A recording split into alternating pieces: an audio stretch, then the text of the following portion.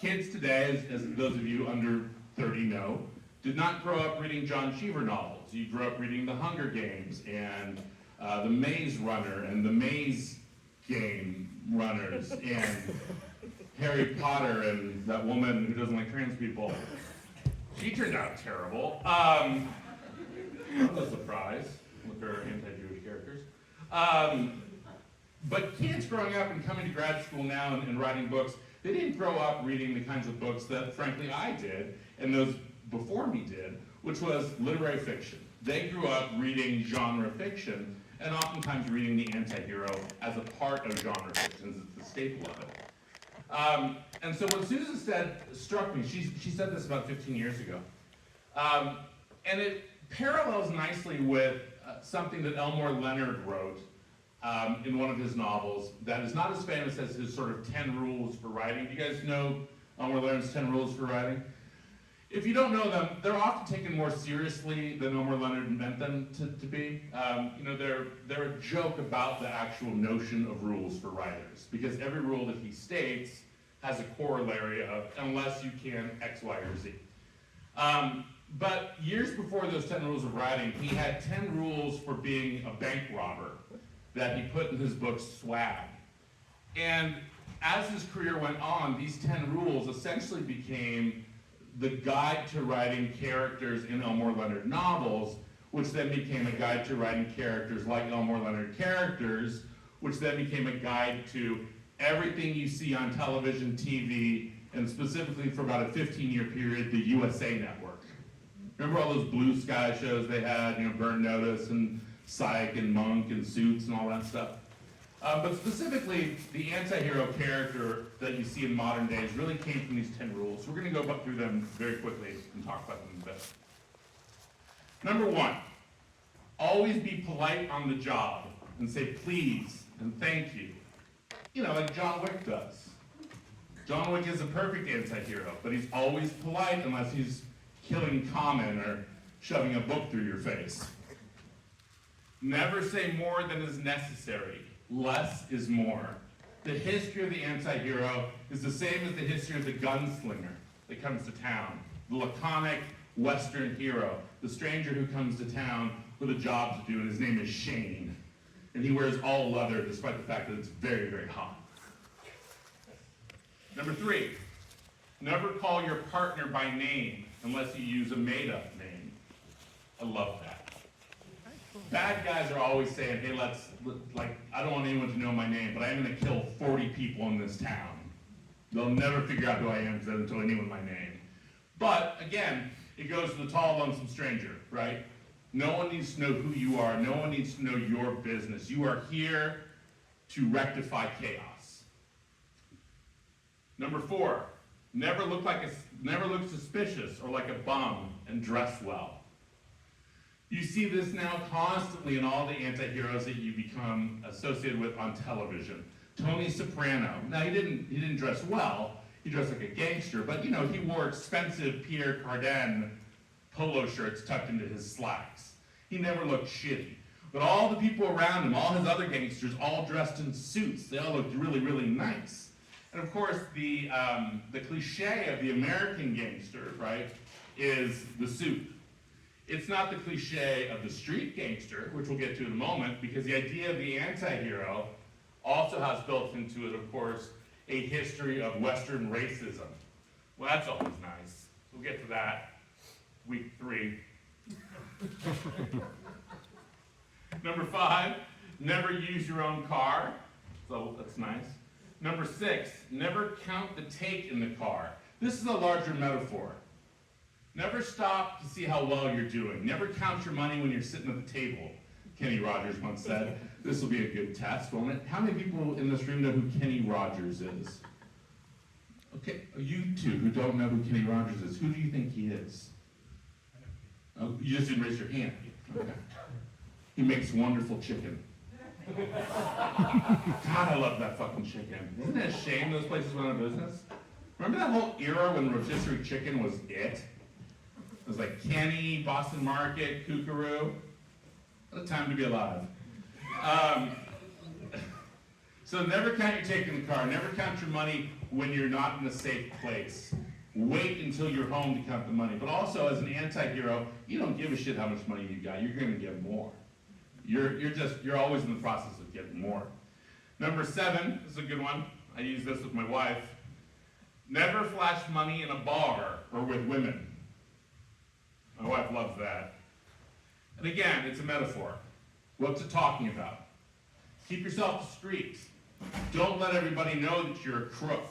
Don't let everybody know that you're the man with the gun that's in here. Oh, I'm being filmed. I didn't realize that. All right. I would have sworn less. It's fine. Okay, good. You'll fix that in post? Yes. Okay. Number 8, never go back to an old bar or hangout once you have moved up. This is a great one. What's it telling us as an anti-hero? Don't associate with people who have not succeeded in the game as well as you have. You leave those people behind. One of the great gangsters of our time has an amazing quote about this. This person was being interviewed by Oprah. Her name is Michelle Obama. And Oprah was interviewing Michelle Obama, and she said, now Michelle, you've always had like a strong circle of friends, right? Michelle said, yes, always. And Oprah said, what was it like though when you guys got to the White House? Did you keep those same friends? And Michelle Obama, the Mother Teresa of our time, said, some of them just couldn't make the climb, didn't have the oxygen. And I was like, oh shit! Couldn't make the climb, didn't have the oxygen. That's dark, but also badass. Like, sorry, lost their oxygen, couldn't make it up with me. Damn. So never go back to the people who haven't ascended to your level. This is a big problem in the criminal ranks in books and movie. You go back to your old hometown to show people how successful you are, someone comes gunning for you. Number 9, this is important, never tell anyone your business and never tell a junkie even your name. These are also things you can take back to home, by the way. Yes? I would love to. Never tell anyone your business and never tell a junkie even your name. So this is an important thing. You know, the best anti-heroes in the history of anti-hero fiction don't have addictions. They lead a fairly pure life, right? You'll see this over and over again, the sort of monastic person who's traveling the world righting wrongs. They aren't drug addicts, they aren't alcoholics, they don't have sexual addictions usually. They are usually single-focused on solving a problem. They are there to bring order to chaos. That's what an anti-hero does. So if you get into business with drug addicts lie to you when you ask them how their day is. Fine. It's not fine. They're battling something, and they will sell you out. And then number 10, this is important for those of you who want to lead a life as an anti-hero. Are you ready? Never associate with any people known to be in crime.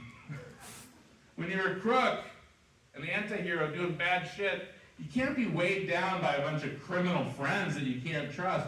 You want to surround yourself with normal people, leading normal lives.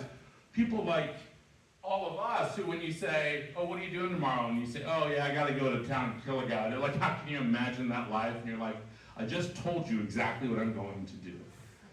Think about all the great sort of comedic hitman books you've read, or hitman movies or television shows, or Breaking Bad, for instance, right? There's always a character, the anti-hero in these things, who when asked what he or she does, tells you. And the other people don't believe it. They don't want to hear the reality of the world that they live in. This is how in literature, books and TV, the anti-hero is able to survive. Because they are living in one world, everyone else is living in another world. Do anti-heroes exist in real life? Yeah, we'll get to that. Week 8, somewhere. We're going to try and do a whole 10-week class in 48 minutes. So these are the 10 big rules that you'll see time and time again in books, TV, and film about the anti-hero, played out in different ways. So let's talk a little bit about the history of the anti-hero just for a second, and then we're going to break down their traits and sort of where they have fallen the last 50 to 100 years. So the evolution of the anti-hero, like I said a moment ago, is the gunslinger. That idea of this guy who comes to town, and it is a guy until about 1970. Because the world's terrible. To answer your next question. But it's a guy until about 1970 who comes into town. He's the lone gunslinger. The law has left. Someone's there stealing all the horses, raping the women, stealing money, and only this one guy who doesn't want to do it comes to town and does it. And then everyone falls in love with him, and he says, "I gotta keep moving." And then off he goes, and then the legend of the lone horseman is built. As the American West translates, though, in real time to the Industrial Revolution, we go from the West to the big American cities, that gunslinger becomes the private detective. An anti-hero is never really going to be a cop unless he's a rogue, he or she is a rogue cop, a dirty Harry type figure. They're going to work outside of law enforcement, typically speaking, because they are going to be the people who do the things that law enforcement can't. So as the 20th century begins, that lone horseman becomes the noir character, oftentimes a gambler, someone who has a propensity for violence. But even before that, you see the rise of the anti-hero in Edgar Allan Poe. So the first real sort of use of the anti-hero is in the revenge fantasy. So Cask of Amontillado. All of you familiar with the Cask of Amontillado? Great story, love it. Built one of those basements in my house. Sometimes, don't you just wish? You're just like, I'd like to bury this person. It's always the person from Save Pro who comes in and is like, yeah, we're gonna need to have those fans run for 3 days. You're like, the hell you will. Save Pro's after you flood your house accidentally by leaving the sink on when you go out of town. Not that I know anything about that. But Cask of Amontillado, you don't even know what the guy that gets buried into the house has done. You just know that a supreme injustice has been done to the narrator. And by the telling of the tale, and by the empathy you feel for having injustice done to yourself over the years, by the time he starts breaking that dude into the wall, you're like, yes! Break that MFer into the wall. Yes, Mom, I will break you into the wall, whatever it is. You begin to empathize with the person doing the bad deed because I have news for you. What the anti-hero does that we all want to do is get away with it. And this is the essence of why we also like organized crime. We love the people that can get away with it. We love the person whose American dream is not the White House with the picket fence, it's the White House with the picket fence and a sizable income they don't report to the United States government. It's that Old West ethos, right? Yes, I'm going to do well, I'm going to be happy, I'm going to have a great family, and I'm going to have a little something for me.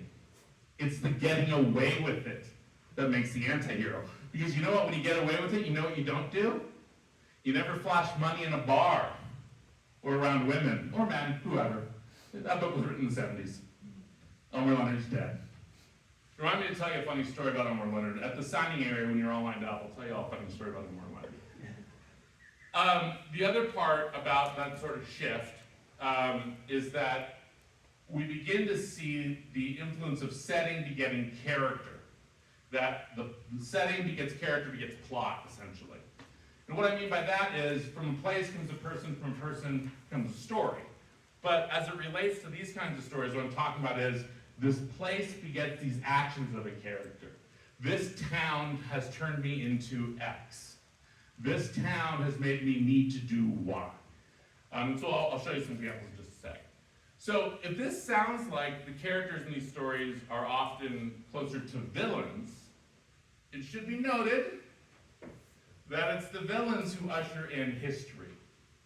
They don't always win, but we sure do hear a lot about them, right?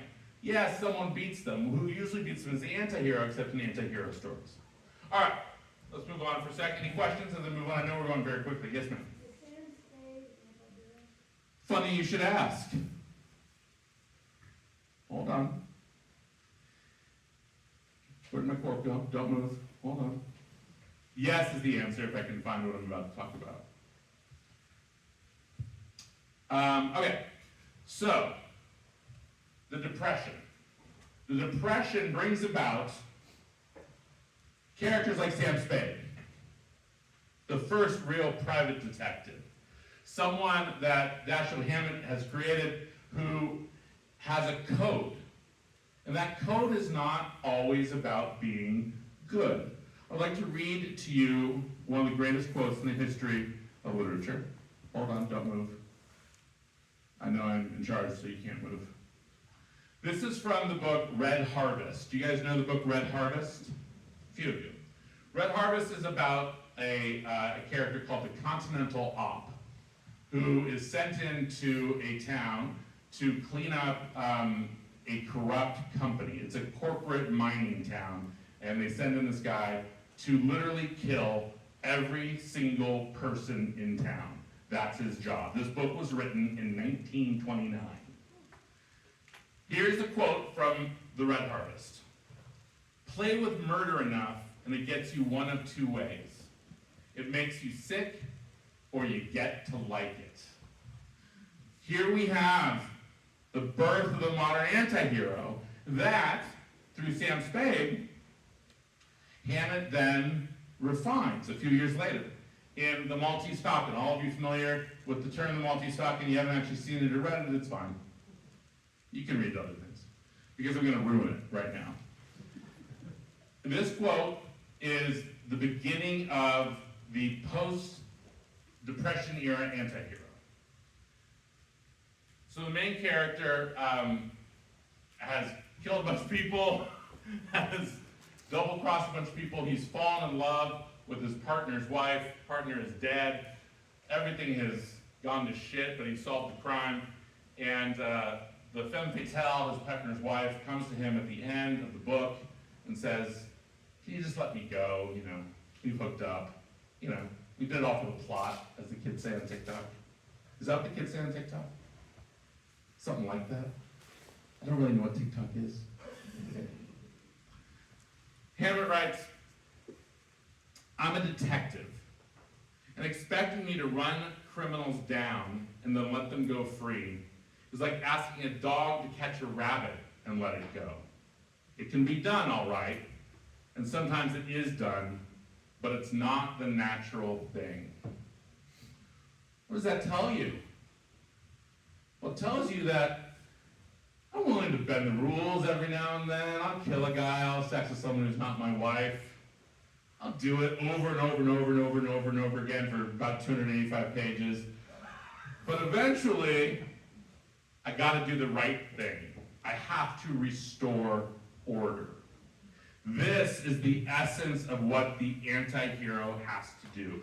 They can kill as many people as they want to kill. They can sleep with as many people as they want to sleep with. They can defraud as many people as they have to defraud.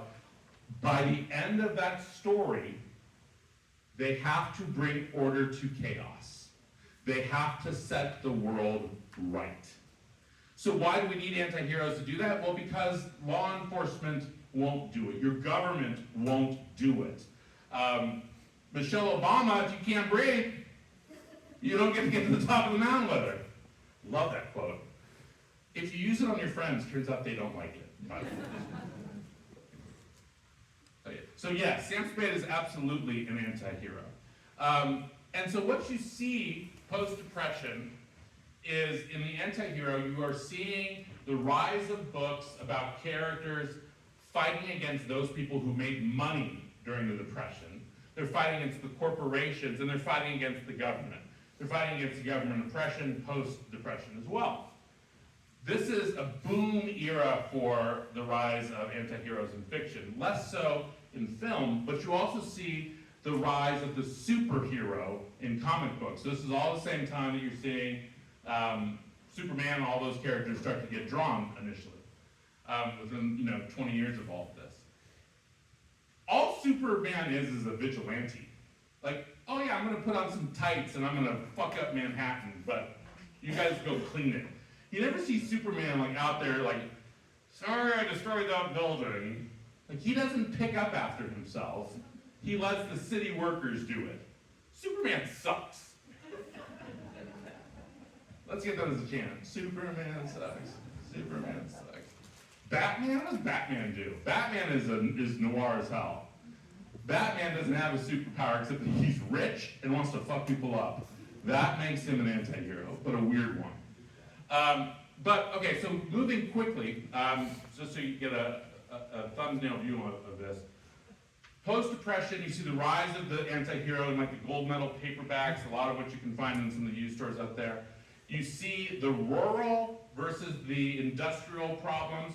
You start to see a lot of stories about how people that are still living in the Old West come to the city and they don't share my values. Does that sound familiar to anyone here in Arizona? And what happens when those things meet up? Well, there's going to be violence. And depending upon the point of view of the author, who that anti-hero is and who the establishment is changes. But you see, as you are moving from World War I, from the Depression, into World War II, and then out of World War II, a change in people. The change in people is this. Post-World War II, the notion that God exists begins to disappear. We've had atomic bombs. I don't know if you guys saw the movie Barbie, where that happens at the end. Is that the movie? American Fiction. Oppenheimer. Oppenheimer has the bombs at the end. Hope I haven't ruined Oppenheimer for you. It's 5 hours. They bomb Nagasaki at the end. You're done. Sorry I've ruined Oppenheimer for you. But post-World War II, like the notion God is dead begins to start filtering through. There is the Holocaust, of course. The 6 million Jews have been slaughtered. There is the wholesale death of millions and millions and millions of people post-World War II. There is a generation of men across the world who have been taught to kill. And then they come back home and they're going to get a job in a factory. Or they're going to come back home and they're going to be an accountant or whatever after they have spent 5 years killing. What you can predict in your own minds is, well, that's not going to work out. What's going to happen? Well, eventually we'll fight in Korea very shortly thereafter using some of the same men. They'll be really fucked up because Korea had no rules. So coming out of World War II rather, we have this generation of men who can fight and can kill. The ability to shoot and fight and stab and do all sorts of stuff is no longer strange to the common man. It is what the majority of people, 35 to 60, can do. So you start to see all the heroic films post-World War II, but it's not until about the late 1950s where you start to see post the Korean War these characters being written as people who have suffered, people who are incapable of living in the society that we live in, people who need to express themselves not through talking it out, but by shooting you in the face. And you start to see that in these sort of series novels, like The Executioner, The Defiler, The Defibrillator, like anything with an at the end. These men's paperback novels, 165 pages, and they are your dime store novel for men that are paired with the Harlequin romances for women. Men get killing, women get love. That's what they're selling to the American public. Then the Vietnam War comes, and that notion of heroism has changed. In between, we get the rise of the anti-hero in the geopolitical book. The key book in this is The Quiet American by Graham Greene. Any of you read The Quiet American? It's an amazing piece of literature. It does 3 things. It accurately predicts the entire Vietnam War experience 12 years before it happens. It is the beginning of the international spy thriller, and it is a crackerjack noir novel with an anti-hero who screws over everybody. The 4th thing is it's written by Graham Greene, so it's fucking brilliant.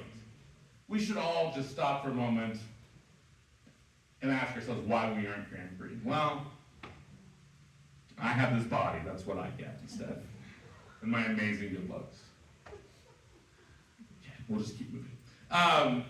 In the Quiet American, we have the thesis statement for what becomes the post-Vietnam anti-hero. What time is it? How much we got? Oh, perfect, okay. In the Quiet American, Graham Greene writes, "Perhaps truth and humility go together. So many lies come from our pride." So now what we have here is we have these characters who are violent, who have been in war, who have suffered greatly, and now the one thing that will take them over the edge is the thing that has taken people over the edge since the beginning of time. It is the essence of all Shakespeare. It is the essence of all Jane Austen. It is pride. And what's pride? It's that thing in Pulp Fiction that's fucking with you. Pride. Pride makes you do terrible things. My pride, my manliness. Oh no, someone has disrespected me. Oh, I will have to kill that person. How often do you hear kids, particularly 17-year-old boys, well, he disrespected me.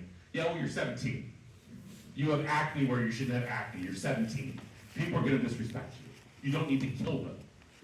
But pride is the ultimate thing that rises up anti-heroes. You have fucked with the wrong people. You have fucked with anti-war demonstrators, and we're going to blow up Berkeley because of you. So, post-World War II, post-Vietnam, you have people whose pride has been fucked with, who are living in society, and they are going to rise up and they're going to write order as they see it. Now, this is where you get the whole sort of delineation between what's right, what's wrong, blah, blah, blah, what kind of life you want to live, why is California different than Montana, why is New York different than South Dakota? People have different values in different places, and so therefore setting begets character, begets plot. When you read these anti-hero novels that are coming out, so I'm thinking of a book like Dog Soldiers, for instance. Any of you read Dog Soldiers by Robert Stone? Baby. One of the great novels of our time, won the National Book Award in 1972. It is guys coming back from Vietnam, moving massive amounts of heroin, getting involved in cults and militia movements and hippies and all kinds of stuff, all in the San Francisco Bay Area, using all the skills they learned in Vietnam, and they are fighting against the man. Nothing better than fighting against the man. He's an easy target. In Dog Soldiers, Robert Stone writes, and have any of you, other than my friend here, heard of Robert Stone? A few of you have. Great American writer, just an absolute legend. And this is something that makes me depressed. It's like mostly totally forgotten by people under 50 years old. So when I die, remember me? I wrote all these books. I was funny for 45 minutes in a weird room. Ooh, bury him. Yeah, I had that in another one once. Oh, there's a pocket there. Okay. Dog Soldiers. Moral objections were sometimes overridden by larger and more profound concerns. One had to take the long view. It also became true that at a certain point, the view might become too long and more objections appear irrelevant. To view things at such length was an error. The human reference point must be maintained. What's that telling us? You're not going to change the world. You can only change what's right in front of you. So all of a sudden, the anti-hero becomes squeezed into smaller and smaller and smaller places. You're not going to change America. It's too big. You're not going to change California. It's too big. You're not going to change Phoenix. Because I don't really know how to get there. I'm not from here. You take the 202, you north, tag. Yeah, I'm not going to change fucking Phoenix. I can't get there. I'm staying in the Leo Kent Hotel. I'm going to try and change the Leo Kent Hotel. It's a weird hotel, by the way. Have any of you been in there? It's clearly, obviously, it used to be a bank. Like, very strange hallways. Anyway, the anti-hero starts to become a character who is going to change smaller and smaller places. They're going to make a difference on a local level. Sometimes they're only going to make a difference in, say, a single police department. Or they're going to make a difference in a school. Or they're going to make a difference in a small New Jersey town. Things of that nature. The reason also comes back to the people that are now the anti-hero, the people that have killed. There's an amazing book called On Killing that talks about the generation of people that came back to America after Vietnam. And the author says, not having to look at the face of the victim provides a form of psychological distance that enables their subsequent denial and the rationalization and acceptance of having killed a fellow human being. If one does not have to look into the eyes when killing, it is much easier to deny the humanity of the victim. Followed by, there is strong evidence that there exists a genetic predisposition for aggression. In all species, the best hunter, the best fighter, the most aggressive survives to pass his biological predispositions on to his descendants. There are also environmental processes by which one can fully develop this predisposition. When we combine this genetic predisposition with environmental development, we get a killer. But there is another factor, the presence or the absence of empathy. Okay. When we think of the end of empathy in modern times, what can we point to? What are the things that jump out at us as the markers that perhaps we as a species, or at least as Americans, lack a certain facility to care? Well, there's that. That's a good one. Pardon me? Well, but they had sports scores. There's sports scores on the internet and porn, so I don't know. Those are bad, okay. I'm sorry? Violence in film. What else? Endangered species. Our inability to imagine lives other than our own. Perfect. We watch, say, 30 children get murdered in a school in Sandy Hook. It's terrible. It's awful. We're going to do nothing. We watch 600 people get shot at a music festival in Vegas. 600 people got shot at a music festival in Vegas. Here's what we're going to do. Nothing. Our ability to feel empathy outside of our own sphere has degraded. If you're not punching me in the face, don't punch me in the face, sir. If you're not punching me in the face, I don't give a shit if you're getting hurt. If you're outside my sphere of influence. The end of empathy, everyone is correct here. We start to see, post-Vietnam, as we go from the 80s into the 90s, profound corporate greed, the haves and the have-nots. We see a descent into unemployment. We see drug addiction at an all-time high. We see street violence at an all-time high. We glamorize organized crime films. They are the most popular films and television shows that we have, and the Crips and the Bloods are killing each other every day in major American cities, and it's a blight. Oh, that's a mixed message. You know what I love, by the way? Now, I'm a person who writes gangster books, so I shouldn't love this, but it's true. I love that there's a mob museum in Las Vegas, but there's not a mob museum in Compton. Why is that? Why do people want to go to a museum celebrating organized crime in Vegas, but they don't want to go to the neighborhood not far from me where the head of the Mexican mafia lives and go to a museum to honor him? Why is that? It's weird. Someone should write a book about that. Someone's got to be a sociologist, right? So, what happens? End of empathy comes along. People start not caring so much. We have all these people that have a profound ability with violence that have now been in our world. We have desensitized our American kids that go off to fight in the Gulf War in 1992. Highest kill rate we've ever had among American soldiers. These people come back.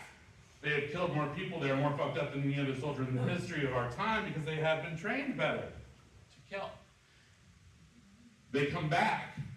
The world is filled, thank you, 20 minutes. The world is filled, America is filled with this profound greed. Everyone else has money. They come back to their shitty little towns and the Ozarks, and they got nothing. You know what? I'm going to be the biggest drug dealer in the Ozarks. I'm going to rise up and I'm going to be the main character of Daniel Drell's Winter's Bone. You guys ever seen the movie or read that book? Great book, great movie. You guys haven't seen Winter's Bone, the movie? With Jennifer Lawrence?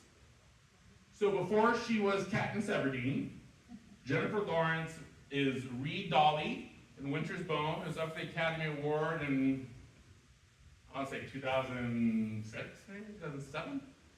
It's an amazing film. She skins squirrels, eats them, so that's fun. It's also sort of a cooking show.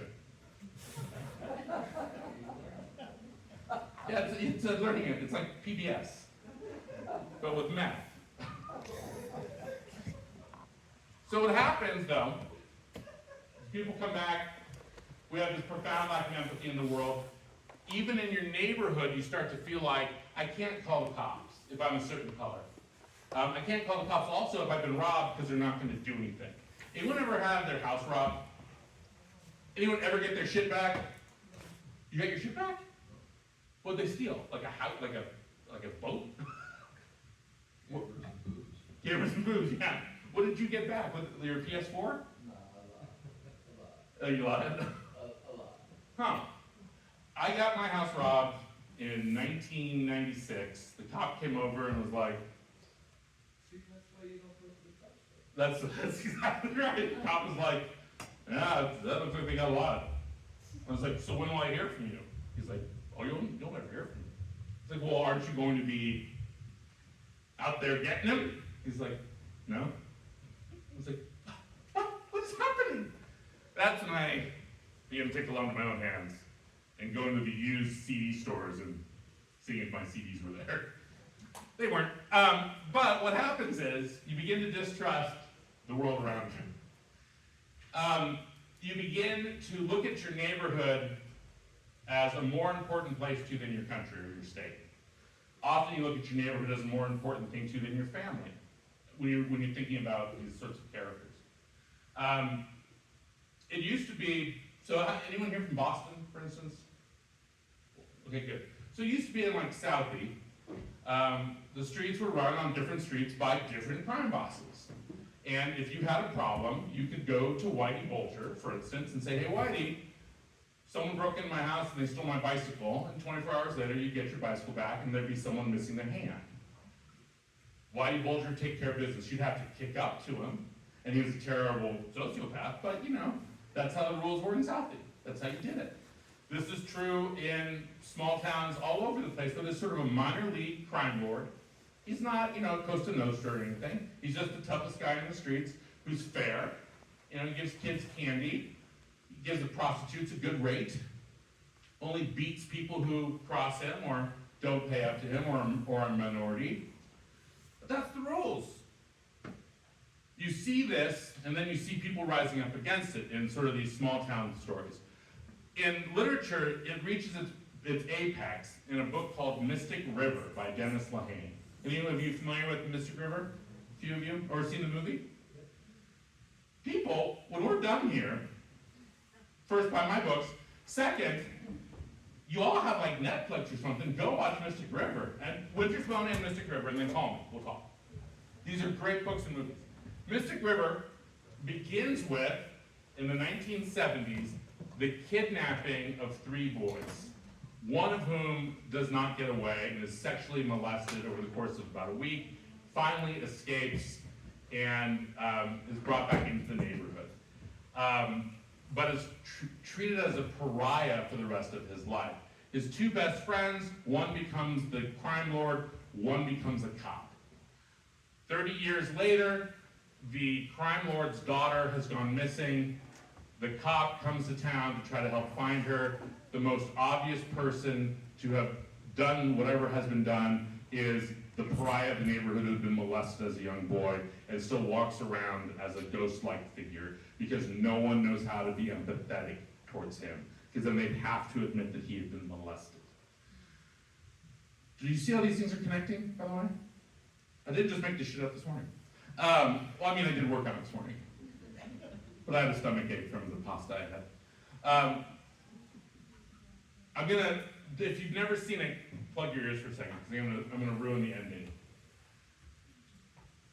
As those of you who have seen it recall, the crime lord kills his old best friend who had been molested because he believes he has killed his daughter, only to find out about 15 minutes later that it was not that person who killed another kid killed his daughter. He goes home and he tells his wife, I fucked up, I killed the wrong person. And this is what his wife says to him. Daddy is a king, not a prince. And kings know what must be done, even if it's hard, to make things right. Daddy is a king, and he will do whatever he had to do for those he loves. Everyone makes mistakes. Everyone. Great men try to make things right, and that's all that matters. That's what great love is. That's why Daddy is a great man.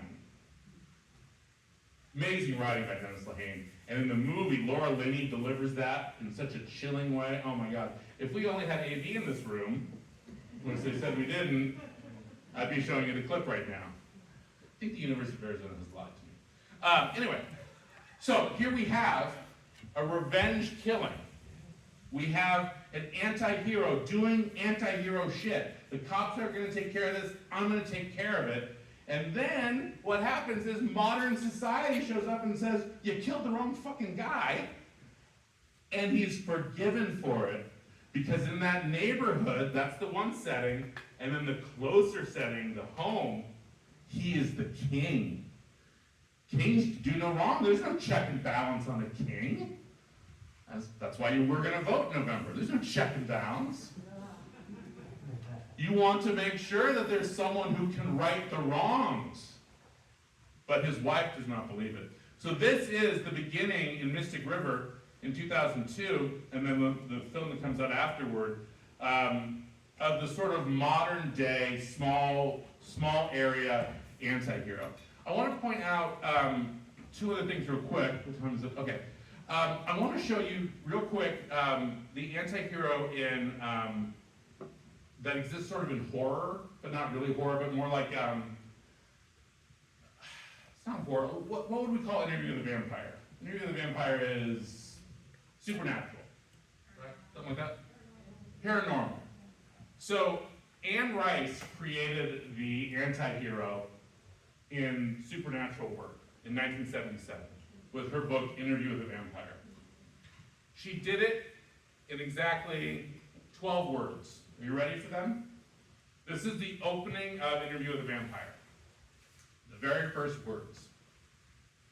I see, said the vampire thoughtfully, and slowly he walked across the room toward the window. What do we know about this world? Well, there's that part, yeah. There are vampires, yes. There are vampires. And there's no question about it. I see, said the vampire. And then he walked away from the window. We now are in a world where anything can happen. We have established that there's a vampire who can also just be like casually walking around talking to humans, not eating their faces. We now know that in this book, we are going to see vampires succeeding. We're going to see vampires not being hunted and stabbed with burning stakes or whatever. We're going to see the vampire in an entirely different light. And we're going to see them like that. Anne didn't know this then, but from that point forward, forever and ever and ever. She changed it from a villain, remember what we said at the top, anti-heroes often appear as villains, into a hero. You now are rooting for the vampire because of I see, said the vampire. The other thing I want to point out, and I'll take questions, is the arrival of women. We haven't talked about women at all. We haven't talked about women because female anti-heroes didn't exist in popular culture on a regular basis until about 1965.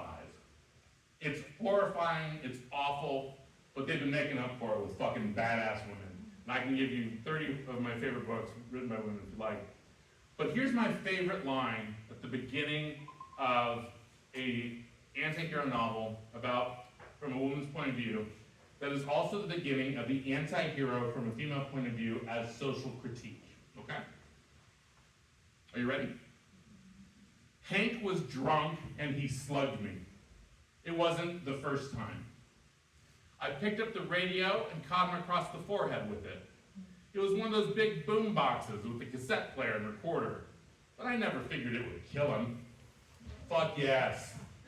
Fuck yeah, hit him again. Hit Hank again. Drop that radio on that dude until he's dead. Well, he is dead. Great opening. This is Vicki Hendricks. Her book, Miami Purity, came out in the late 1990s, actually mid-1990s. It was the start of what at the time they were referring to as tart noir. Some of the progenitors that have come since her, writers like Megan Abbott, Ivy Pacoda, Steph Chaw, some wonderful writers that are here this week. Who's here that's a crime writer? Angie Kim. So, wonderful writers. But what's so great about this is, what we are dealing with is the guy beating his wife. It's not the first time he slugged her, and her finally saying, I've had enough. And us going, fuck yeah, you've had enough. Hit that guy with a ghetto blaster over the head as many times as you need to. And we are so with her. You could not have written that 10 years earlier and had it survive. Do you guys remember when The Burning Bed with Farrah Fawcett came on TV in the 1980s, right? That took over the world for that one day. Because we can talk about shit we're uncomfortable with for about a day. Maybe 3 now with the internet and podcasts. This book filled me with such glee because I have shitty stepfathers who hit my mom, and all I wanted was those shitty guys to get hit back. And I wasn't big enough, I was just a little kid. I love that, I love that. But it's also about what women have been forced to experience since the history of men and women. And it's fun to see the tables turn. Pardon me? What's the name of that book again? Miami Purity by Vicki Hendricks. So you begin to see this as social critique, and then you start to see it in a lot of the movies that you've seen, like Atomic Blonde and things like that, where it's essentially a woman with 13 guns and she goes and she kills everybody. You started to see this a little bit in film before books. There was Sandra Locke's character in the third Dirty Harry movie where she goes around and she kills or shoots guys in the testicles that raped her. That was a movie I shouldn't have seen at 10. But you see that. So, last thing I want to point out, and then whatever questions you have for me, I will take. 1 sec. Hour goes by quickly. Imagine you had me for your professor. So, here's the last thing I want to say. Remember what it was that Susan Straight said at the top? That crime fiction essentially hangs a mirror up to society and forces us to look at the things that we would otherwise ignore. It forces us to ask important questions about revenge, important questions about inequity, important questions about our willingness and our need sometimes to do violence. But crime fiction doesn't always achieve the lofty goals Susan Straight talked about. Sometimes it's just a cop, a robber, and a shootout, Not every book has a social critique in the middle. But for you, for all of you that are aspiring writers, here's what I tell you. I have written 16 books in my life. For the first half of my career, I did pretty well. I was fine. But I wrote a lot of cartoon violence, and I didn't write really rounded characters other than my main characters. And it wasn't until I wrote the book Gangsters, which came out in 2014, but I wrote that in 2012, about a hitman who hides out as a rabbi, so it could happen, that I decided that I wasn't going to kill anyone without consequences. That every single person that got hurt in one of my books, there was going to be a ripple from that eventually hit the shore. And the reason I did that is I started to become a little sickened by the things I was putting out into the world. Like, what's my role in talking about the shit I believe in if I'm just perpetuating it for money? And so I wanted to make sure that in the books that I wrote, my belief system came through. If someone gets killed, there's going to be a consequence. And so the essence of drama is that people cannot walk away from the consequences of their actions. That is the essence of drama. That is all drama is. And so for you, the aspiring writer, I say fill those consequences with the real world. Fill those consequences with things that you're passionate about, things that you care about. And that way, when you're writing these anti-hero characters, they're fighting for the things that you believe in. It doesn't matter if it's what society believes in or what your mom believes in, your dad or whatever. It's what you believe in. Write about the things that propel you to get up every morning and put your fingers on the keyboard And then you're gonna have indelible characters. So I decided to do that with those books, and now for the next 10 years of my life, all I've done is sell lots and lots and lots of books and get to tell you people how to live, like a cult leader. So I believe that crime fiction can do the hard work that literary fiction can't. It can look out from the belly button to the world and actually remind you that a bunch of kids got killed at Sandy Hook. And if I want to, I can write a book about a guy who goes and rights that wrong. You know, I can do that if I want. I can tell you about 600 people getting shot in Vegas and nothing happening, or I can go and I can set my books in Vegas and examine the systemic issues about how Vegas Metro lets you still walk into any casino that you want with 600 guns that are not gonna stop. These are things that bother me. You don't have to write about those things, but I have that calling to do it, and crime fiction and anti-heroes specifically have been the way I do it. Questions? Yes? Robert D. Parker. A legend. Okay, book 3 or 4. Just to the point where I don't think Spencer could do it anymore. Yes. In Hawk. Yes, the anti-hero. Your thoughts on Yeah, so Robert Parker wrote the Spencer novels. He wrote 50 of them, starting in 1972. Spencer was a Korean War vet. By the time Robert Parker stopped writing Spencer, the Korean War had been over for 60 years. And so he just sort of stopped talking about his history. You know, I think bringing in Hawk allowed Spencer to maintain a moral superiority. Hawk would do the things Spencer would not. And so therefore Spencer maintains his godlike quality. Hawk can be the bad guy that cleans up the messes for him. Interestingly enough, my brother, Lee, who I was asked about earlier, wrote the first season of Spencer for Hire. So I read all the Spencer books. That was my YA literature, was reading Robert B. Parker novels, which is probably why I'm deeply, deeply fucked up. Yes, sir. Can any hero story actually result in redemption of like a so-called fallen angel? I'm thinking like the verdict of Paul Newman. Yeah. Sometimes, I mean, I'll give you the popular thing that all of you have seen is John Wick, right? John Wick is immediately redeemed because they kill his dog. Everything that he does from that point forward is redemption. So you killed his dog. You killed his dog and you took his car. Like, you're gonna die. Like, you fuck with a man's dog or his car, you're gonna die. But you also see in John Wick that he is redeemed by the memory of love. And this is an important thing I didn't have the time to talk about, which is that the reason that you're able to empathize with an anti-hero is typically they love somebody or somebody loves them, and therefore they're not a sociopath. So if they have someone that they love, that shows that they are capable of simple human emotion. If someone loves them, it shows that they are capable of giving something back to people that we're not yet seeing on the page. It is an emotional complexity that might be their kryptonite, as it were. There's a good use of kryptonite. And so that's really how you see it. And that bit I read from Mystic River, when his wife is saying it to him, he's crying, he's sobbing. And you don't know if he's sobbing for the man that he killed or for the things that his wife is saying. And you don't know if he's going to continue to be a bad guy or a good guy. You get a little bit of an idea by the end. But yeah, there is redemption for the anti-hero, but it doesn't necessarily mean that he or she is, going to become Captain America afterward. Right. Yes, ma'am. Jason Stratham, Jason Stratham in this record, Mhm. and hero a lot. He was in a movie recently, Zookeeper, Mm-hmm. and I know that he's a hero and he rights the wrongs and he scratches that itch that we have. Right. He's gonna make this thing right. But the body count in that movie was just astounding. Yeah. And I thought, is this what's going to come? People need that. I don't know. That's the thing that drives me crazy. I'll give you a brief anecdote because we have 1 minute left. The reason I made this decision in 2012, my wife and I used to watch this show on HBO or Cinemax or something called Strike Back.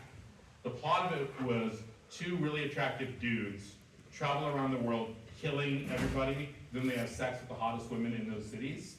And they're doing it for like the CIA or some shadowy government agency. And you can watch it for like 52 minutes.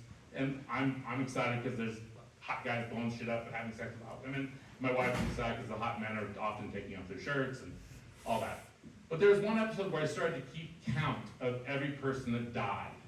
Like that actually they shot and killed. And by 30 minutes into the episode, 45 people had died. And I started to think, like, he's got a sister, he's got a wife, he's got a brother, he's got a mother. You have just ruined the ancillary lives of 1,000 people. And they just dissolve into the ether. They're like Star Trek victims that you hit them with a laser and they just disappear, they cease to exist. And that really started to bother me. And so that's when I had this realization. I don't think violence as entertainment is good for anybody. It's part of what I do, of course, but on that scale, to me that's more like vulgarity than violence, if that makes sense. I'm happy to answer any more questions. I'll be right out there. Thank you all so much. I hope you had a good time. Oh, my email. It is Tod, T-O-D, at todgoldberg.com. If you want any of the quotes or anything that I did, I'll send them right to you.